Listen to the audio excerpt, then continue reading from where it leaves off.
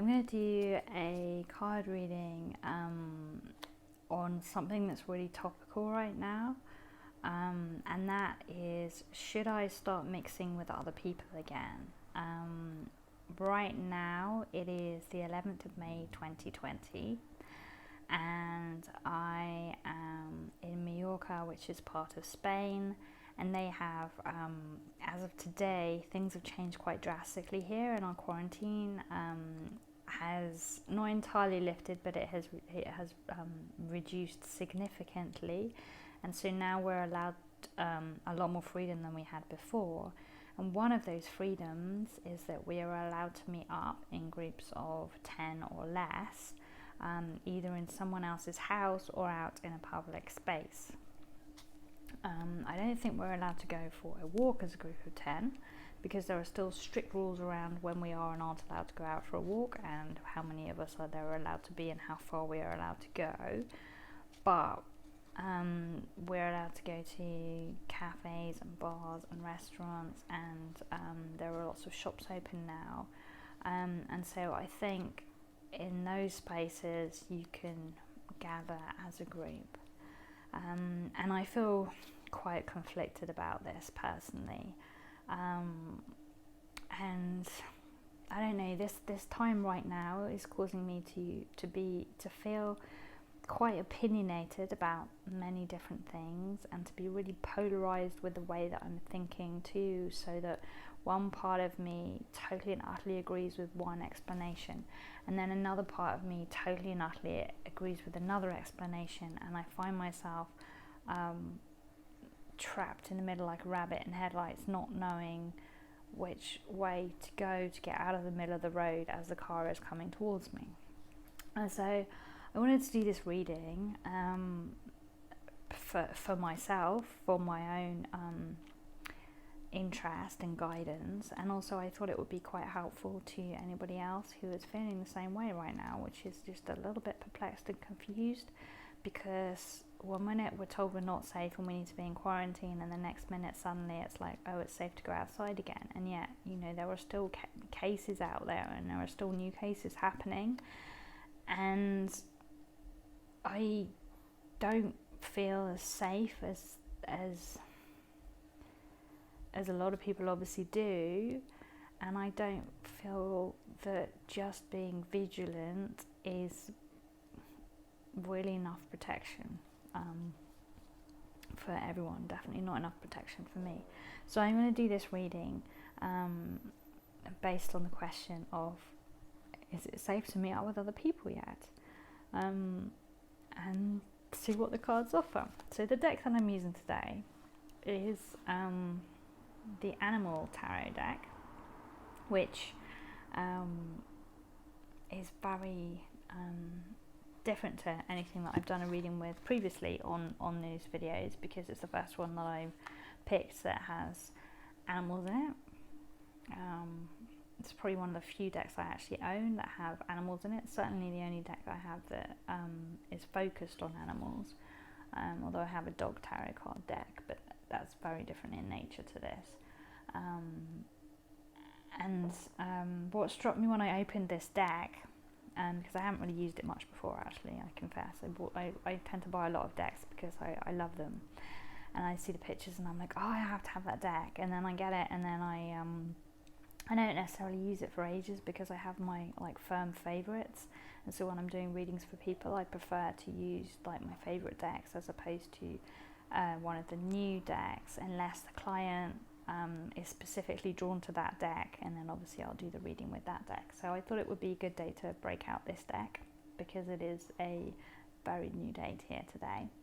And what struck me was, I think this is probably one of the last decks that Doreen Virtue actually put her name on, because shortly after this deck came out, she kind of decided that she wasn't behind tarot cards and oracle cards anymore, and she didn't want to be affiliated with them, and she got rid of all her own decks, and now she speaks out quite firmly and strongly against them, and she's become a born-again Christian, and her version of the faith is very strict, and so like the whole like reading, trying to get answers and advice or whatever from tarot cards or oracle cards is just like she's not in with that at all, and she won't even do like channeling anymore or anything. She's kind of like against the whole thing, which is fair enough, but I miss her from the tarot scene and the angel scene, because I used to really like listening to her and watching her videos, and I also really like the decks that she's brought out. So this little magical deck also comes from Radley Valentine, who is simply lovely and who is a force of light and laughter, and never fails to cheer you up when you happen to listen to him on the radio or something. So I'm going to shuffle the cards, asking a question.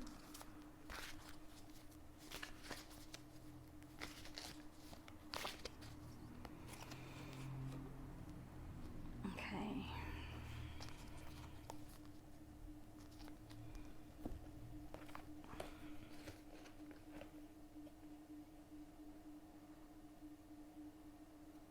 Okay, so I got 3 cards here, and that's actually really interesting. I was only going to pull 1 card out, but 3 cards came out. So the first card that came up is the balance card, and this is the zebra, and it says, by merging varying points of view, you can generate an extraordinary new idea, compromise with others, and collaborate to discover a better solution.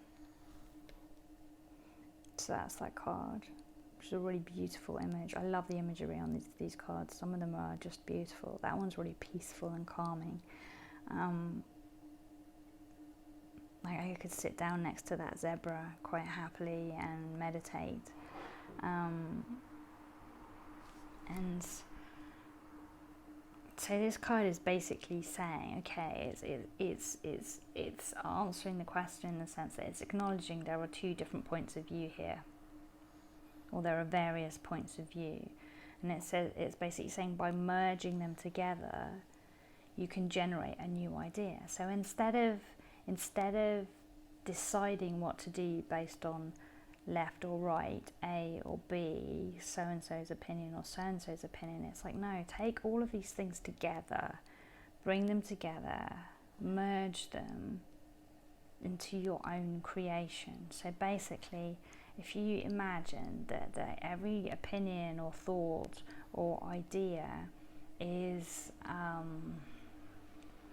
say, a vegetable. Yeah, so you have a carrot, you have an onion, you have garlic, you have a celery, you have a potato. Instead of just going with the potato or with the celery, take a little bit of all of them and chop them up really small and put them in the blender and mix them together and see what you end up with, and make that yours, so that that's what you choose to do. Yeah, that it's uniquely yours. It's like you can take a little bit of the things that appeal to you the most. So if you want a lot of potato but only a little bit of carrot, then do that. But if you want a lot of potato and a lot of celery and no carrot, then do that. And I think that's really wise advice. It's like, be balanced. You don't have to be black or white, all or nothing. You know, this card is like, the zebra is standing there, and it's black and it's white, but it's a combination of the 2, and they are both interconnected, and they are zigzagging all over his body. He is not white and he is not black, he is both.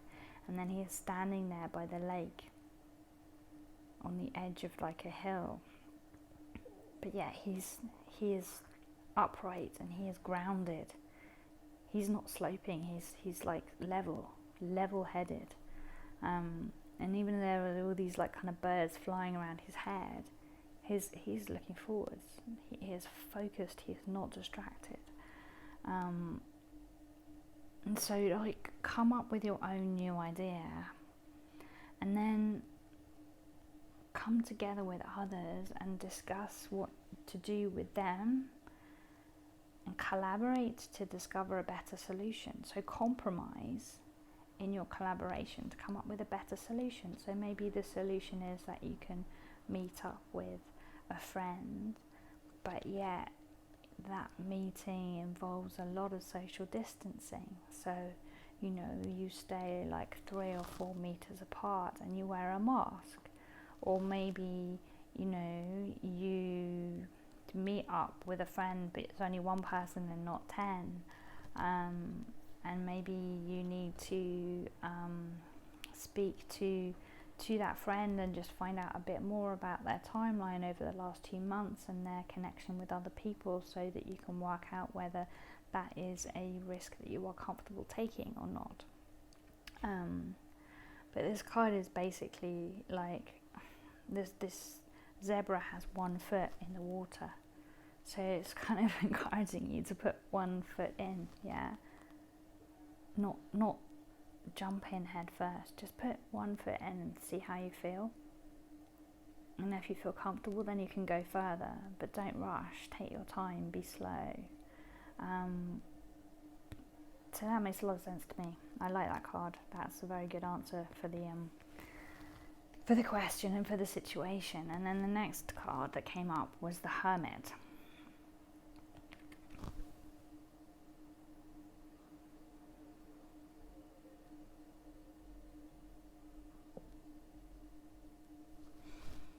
So the Hermit card says, take time for contemplation, retreat and go within. Be a beacon for others on their path to spiritual enlightenment. So it's kind of saying, okay, if you're not ready yet, you don't have to take action. You can be slow. You can sit back and watch as things happen around you. You can stay in your hermitude, in your retreat, yeah, in your self-isolated space. There is no need to rush out. You do not have to go back to life. You can choose to stay where you are and to continue to self-isolate for as long as you need, in order to do the thinking and the resolving and the healing and the manifesting that you need to do right now. So if you're not ready yet, that's okay. That's totally and utterly okay. Those who are ready can go and do what they want, but you don't have to be a part of that. You don't need to be afraid of missing out. There is nothing to fear here.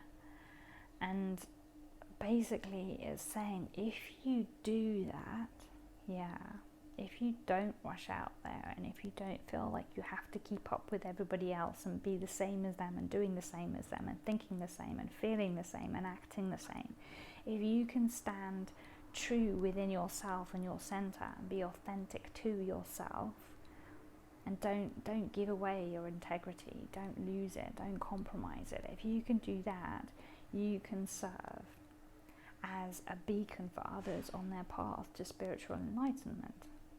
So balance your thoughts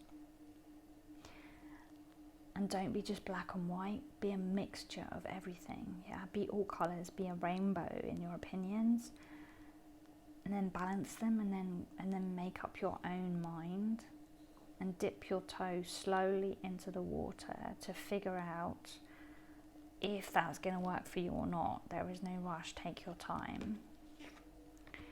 And then feel comfortable enough within yourself that you can stay in your quarantine, in your isolation, in your retreat, and you can hunker down and you can continue to do the work that you were doing previously.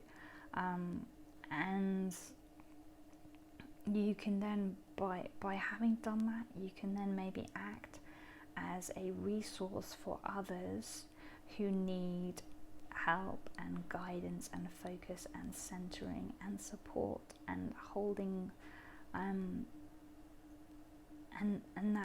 that can make your pursuit more purposeful, more worthy. So it's not just that you're hiding away and not going anywhere. It's that no, you're still working really hard and you're not ready to go out and play yet. And in this card, it's like there's loads of bright lights flying around this light, there's little fireflies flying around this light. So it's like you are the beacon of light in the middle, and you are attracting all of these other little tiny lights towards you. And you are lighting the way from a great distance. So even though you are retreating and you are in solitude, you are calling others towards you from that grounded, centered, focused, pensive space. And then the last card, which is kind of like moving forwards into the future, is the Seven of Spring, the gecko. And it says, be assertive, believe in yourself, and don't let anyone take away your personal power. Trust that your inner guidance is true and follow it completely. So we see this gecko climbing up a wall that's covered in ivy. And this gecko is having to navigate his own course up this wall, because this wall is like covered in a maze of ivy, and he has to find his way through. And his way will be a unique way, because every gecko that climbs this wall will take a different route. And an ant that climbs this wall will have a lot more freedom than the gecko, because the gecko is bigger, and so he takes up more space, and so the pathway between the leaves, his pathway will be limited compared to the ant. But then if there's a bigger creature going up this wall, like a bigger gecko, for example, then this gecko's path is quite free compared to the bigger gecko. So it's like, be assertive and believe in yourself and choose your own path. Yeah, so figure out what size you are and what path you want to walk, and which one is going to fit you and suit you. And don't let anyone take away your personal power. Yeah, like a lot of our powers have been restricted right now. Our freedoms have been restricted right now. Yeah, it's like we can't do certain things that we want to do. We've been told how to behave, how to act, and this is how your life is going to be for the foreseeable future. And so a lot of power has been taken away. But don't let anyone take away your opinion, yeah? What is in your mind, what you believe in, what you think, what you feel. Don't let anybody take away that power from you. Don't let anybody make you feel less than because you have complex emotions going on. You have complex, muddled thoughts going on. You are torn between this and that. Don't let people make you feel guilty or ashamed for going on a roller coaster right now of emotions, from one day to the next, and for feeling so strongly the collective energy. It's like, no, stand true in your power and love and honor yourself for all that you are carrying and all that you are feeling and all that you are thinking and all that you are going through. Because it is authentically yours, it belongs to you, and therefore it is completely and unconditionally lovable. And trust that your inner guidance is true to you. So whatever you are being guided to do. So I am being guided, for example, not to rush out there and meet up with my friends for coffee. And so even though I feel conflicted and I feel guilty because I have friends contacting me wanting to meet up, and I don't know what to say to them, because I don't want to say, hey, I'm scared of you right now, I'm scared of everybody, and I don't want to meet up just in case, because I don't know who you've been in contact with since we've all been locked away, and so I don't feel comfortable taking that risk yet. So I'm then torn with how to reply, because I don't want to offend anybody or upset anybody or be rude, and I don't want to be unfriendly, and I certainly don't want to lose a friendship over it, because I deeply care about these people and I love them. I'm just not ready to mix with them again yet. And so basically this reading is saying, like, trust what is true to you. So maybe for my friends, what is true for them is to go out and meet up with people, and that is their path, that is supposed to be their path, and they will be safe walking that path and no harm will come to them. But for me, my intuition is telling me this is not a good plan for me. This is not the right course of action. And these messages make sense to me because of the messages that I have been given in terms of my health and well-being throughout this quarantine period.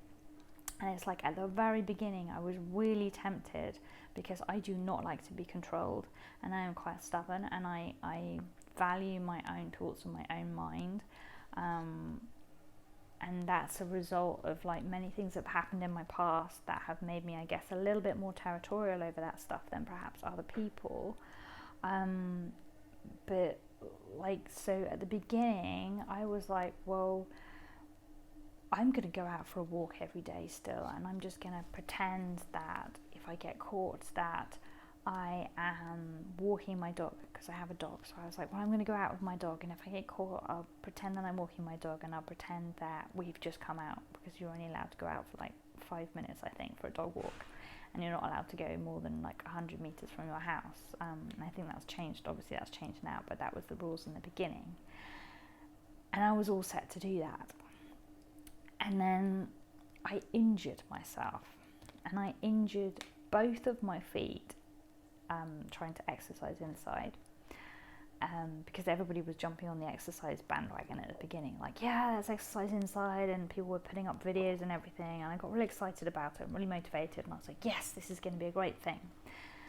And I kind of like jumped in a bit too enthusiastically, I guess, and I was like running around my apartment in my slippers, and I injured both my feet because my slippers don't have any support and or any cushioning, and so my feet were like banging against the floor, and I have quite delicate feet anyway, and I injured both feet to the extent that I couldn't walk. I was in like so much pain, and I couldn't walk at all, and I couldn't walk for like from then onwards in quarantine. So that was been like 7 weeks, and although I've been able to walk for the last like week and a half, it's not without pain, it's walking with pain.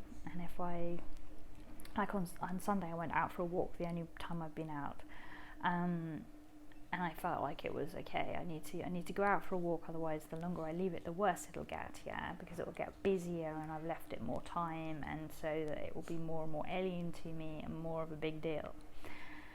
And I went out for a walk, and it was really nice, although there were like issues with it, but it was overall, it was a really nice experience. But when I came back, my foot was hurting more, and so I was like, okay, don't push it, take it easy. And that foot injury was what kept me inside throughout the whole of quarantine, so that I didn't even go outside with my dog at all. And that was a sign. I took that as it, instead of being upset about it and feeling sorry for myself when I really hurt my feet and that was an absolute agony and it was swollen and black and blue, instead of feeling sorry for myself or feeling like a victim because I couldn't even go to the hospital because it wasn't an emergency, so they were like, don't come.